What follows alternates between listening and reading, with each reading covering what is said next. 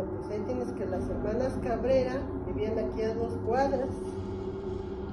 Eran una familia muy adinerada. Hace como unos 105 años atrás, 110 más o menos, mi abuelita me contaba a mí que estas hermanas no las dejaba su papá y su mamá salir, las tenían muy consentidas, muy cuidadas. Como eran muy ricas, eran dueñas de casi toda la cuadra, bueno, más bien de toda la cuadra, de toda la manzana. Tenían hasta su iglesia adentro, tenían su carrito, tenían un Cristo de oro grandote, de oro puro. Y tenían su sacerdote quien les daba las misas ahí para que no salieran. Entonces, me cuenta mi abuelita que como eran muy ricas, no las dejaban tener novio, no las dejaban salir. Entonces, una de ellas tenía su sacerdote particular y que era joven. Una de ellas se enamoró del sacerdote y tuvieron una relación muy a escondidas, pero luego el papá los cachó y el papá pues sí se enojó mucho y mató al sacerdote y luego los sepultaron ahí mismo en su terreno, como era toda la manzana, ahí los sepultaron. Entonces ahí quedó el sacerdote, nadie dijo nada. Los trabajadores que en ese tiempo mi abuelo trabajaba ahí fueron ahora sí que obligados a callarse, a no decir nada para mantener su trabajo, su posición ahí en esa mansión, en esa casa. Y ¿cómo te diré?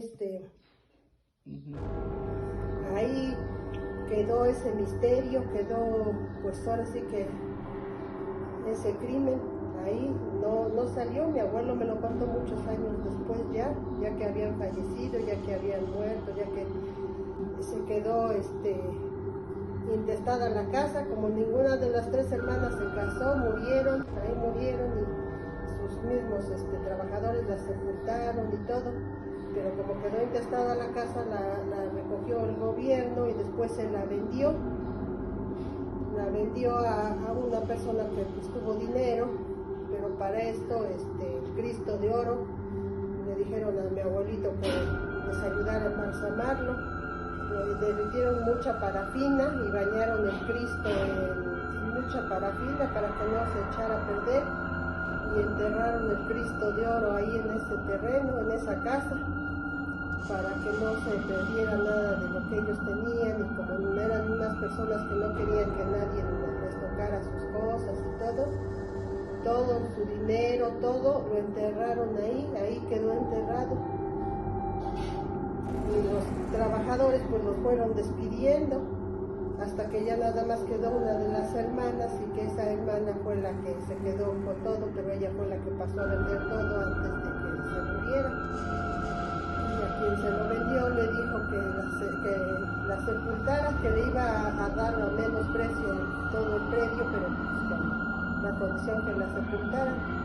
Pero todos los secretos que te estoy contando se quedaron ahí, nada más entre los trabajadores que ya habían despedido, el abuelo y todo eso. Pero después de que pasaron los años, la familia que compró la casa, pues obvio, rascaron para hicieron ahí unas viviendas y todo, encontraron el Cristo de oro y se volvieron muy adinerados.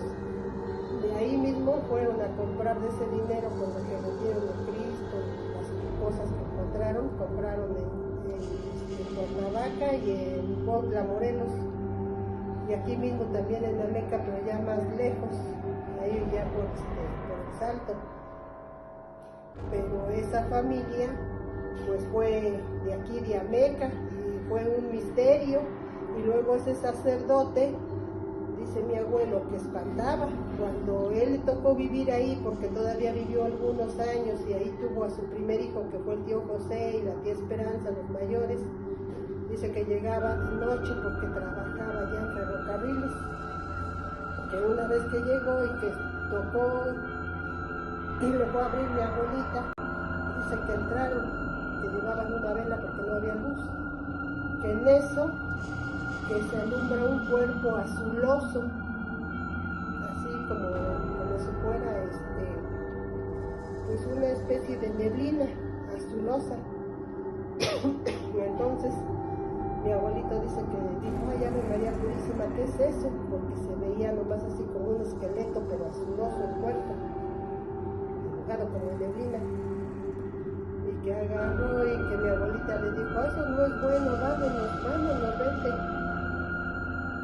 Y que entonces mi abuelito, que siente que le pegaron, que le dieron así, como si le hubieran dado un golpe muy fuerte, que se cayó y que luego se enderezó y que buscaba a alguien y no, y que la vela se empezó a poner la flama azul y bajita, muy pequeña, se hizo chiquita, se apagó, y que en eso se empezó a sentir adentro de ese cuarto antiguo un aire frío, y que le penetraba hasta los huesos, y que mi abuelito sintió que sus cabellos se le pararon, y mi abuelita le dijo, vente, vámonos rápido, hay que salir del cuarto. Pero mi abuelito trataba de salir y esa como neblina le pegaba, lo golpeaba y no lo dejaba salir, hasta que por fin ya él pudo salir por sus propios medios, aunque sea gatas así, él tratando de salir.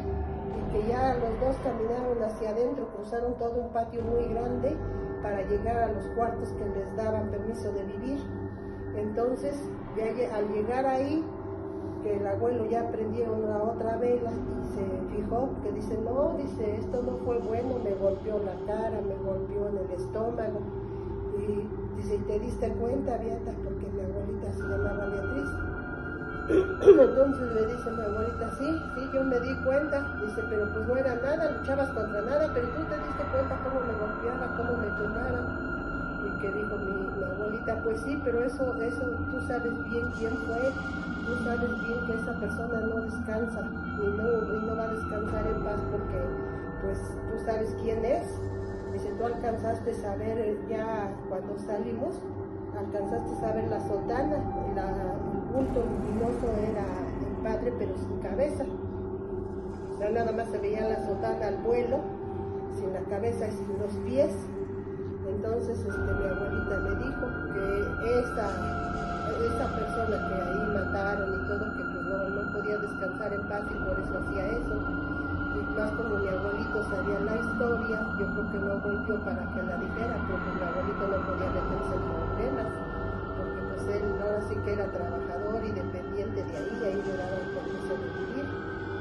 Entonces pues ahí la historia es de las señoritas Cabrera, y aquí en este barrio de Panuaya, personas muy antiguas también lo saben. Lástima que ya murieron, pero sí dejaron a los nietos, y los nietos uno que otro sí llega a saber esta historia, hijo.